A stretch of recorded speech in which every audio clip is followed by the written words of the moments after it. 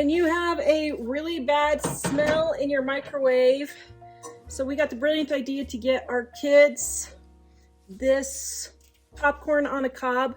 Don't get it. 2 out of 3 burned. Now my microwave stinks to high heaven. So here's the solution. Water in a measuring cup, vinegar. If I can get it open. Oh my goodness, who put this on? I guess I got it. Thank you.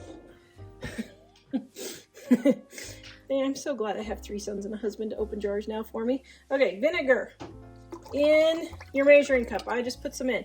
Now we're going to put it in 3 minutes and let this boil.